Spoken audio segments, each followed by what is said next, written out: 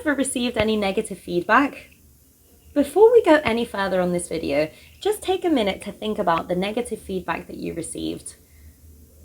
Really get that feeling and the thought into your head. And actually, I want you to pause this video and write down in the comments what's the feedback that you received and think about how you reacted to it. So pause the video, write it down, and then we're going to talk about how do we handle it moving forwards. And as we go through this video, I want you to think about, have you actually done all of these 3 tips that I'm going to suggest and how you can leverage them? So pause it, and then we'll think about it when you get back. You've got to stop calling it negative. This is the most important thing I want to get across when it comes to handling negative feedback or criticism at work.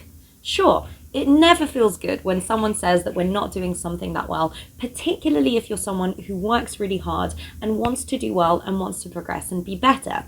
But the way that you look at that feedback is incredibly important. And it may not feel like it right now, but in the long run, research actually shows us that people who receive regular feedback at work, even if that feedback is constructive, actually feel happier at work.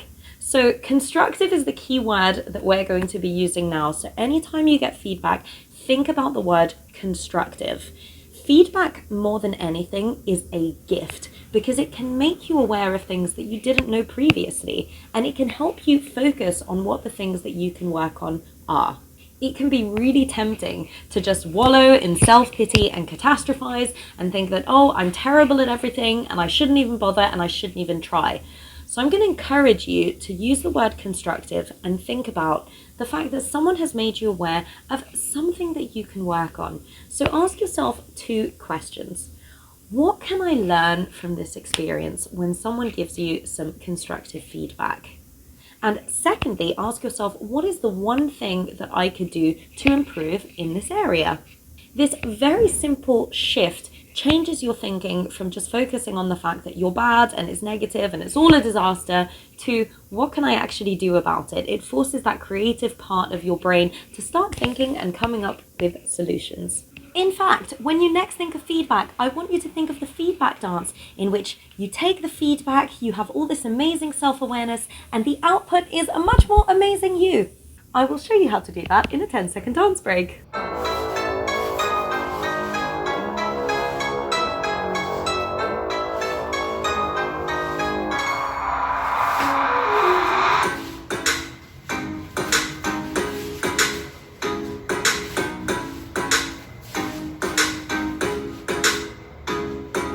The next thing you've got to do is make sure that you have clearly understood that feedback and you know how to action it moving forwards. People can be terrible at giving feedback, and sometimes it's part of the culture. I know in the UK people tend to sugarcoat things so that they can maintain this politeness. So if someone says, oh, I just have a few minor adjustments, they might actually mean the whole thing needs to be redone, but they're sugarcoating that answer. Or it may be that the person doesn't want to hurt your feelings, or simply that they don't know how to get their message across clearly. So it's up to you to ask a couple of clarifying questions to make sure you've understood that feedback. You can ask, can you give me an example of when that happened? And maybe could you tell me how you would have dealt with it differently, or how you'd like me to deal with that kind of situation moving forwards? It's always good to make sure you have a clear understanding. And I'll give you an example of this. It could be that your manager tells you that you need to act like the customer is always right. And that's the feedback that they give you, and they tell you that you haven't really been doing this. Now, this can be a little bit confusing because it can mean a couple of different things. Let's say the customer told you that you didn't provide the service or you got their order wrong. Well, if you then took on board that you were acting like the customer is always right, maybe that means you've got to keep giving them a refund all the time, when maybe what you were actually doing, and this would have been the more useful feedback, is not being tactful in your response to the customer. Maybe it wasn't asking enough clarifying questions so that you can understand what went wrong as part of the service. Maybe you were jumping to, objecting and telling them that no, you did the right thing. So making sure you're asking some questions so that you know how to deal with that feedback moving forward is the next most important step. Now, I want to talk about a part of handling constructive feedback that doesn't get spoken about a lot.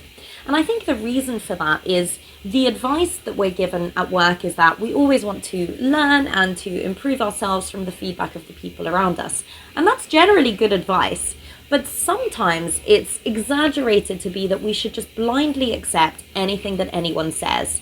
And that can be really dangerous. So the important point I want to get across to you, and what I want to make you think about when it comes to handling any kind of feedback, is that you get to make a choice.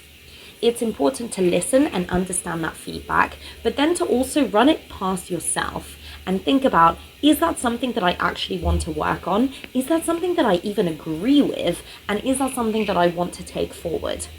Let's say, for example, that you are told that you should never disagree with the boss. Well, is that the kind of company you want to work on?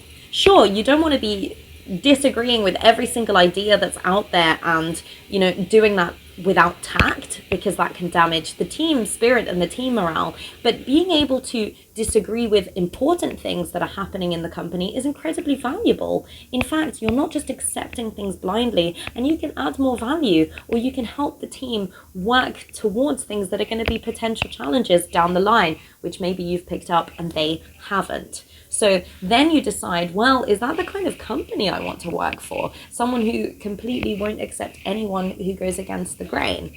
And in the long term, you probably won't feel comfortable with that. So some feedback that I struggled with in the beginning, I was given the feedback that my questions in meetings can seem uninformed. So of course, my initial reaction was to wallow in it, and it was also anonymous feedback, so I couldn't go and talk to the person and find out what specifically that was. So I had limited information to work with, and so then I just thought about that and I thought, okay, my questions are uninformed. But the reality was, I probably was uninformed about the things I was asking questions about. And I'm fairly convinced that it wouldn't be just me. I think there would be other people that would also be uninformed and could find out that information. But even if that wasn't the case, sure, I could take the attitude and take on board the feedback and just ask fewer questions in meetings. But the problem with that is that if I asked fewer questions, I would continue to stay uninformed. And I think that's ultimately more damaging in the long run. I'm not saying that it's not important for me to do my own research and to stay up to date with the things that are happening, but I knew that I was already doing that, and I knew that it was also a relatively new role. So I thought it was important to keep asking the questions. So while I listened to the feedback, I accepted that that was how the person viewed it. I made a conscious decision for myself that I wasn't going to stop asking questions. I wasn't going to take that particular piece of feedback on board in that way, because I don't think it was going to serve me, and I don't think it was going to serve the business. So I want to give you the courage to also be able to choose for yourself. Maybe the place that you're at is not the best fit. Maybe you need to have continuing conversations, but you get the right to choose as to whether that's something that you want to work on. So make sure that you are making your own conscious decision about the feedback you're taking on board.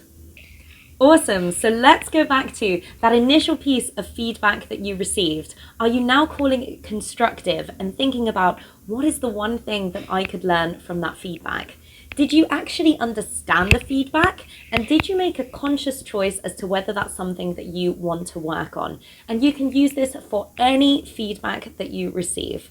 So I hope you enjoyed this video. I hope you found it helpful. And if you liked it, please give it a thumbs up and subscribe and hit the bell to make sure you get access to new career videos every Friday.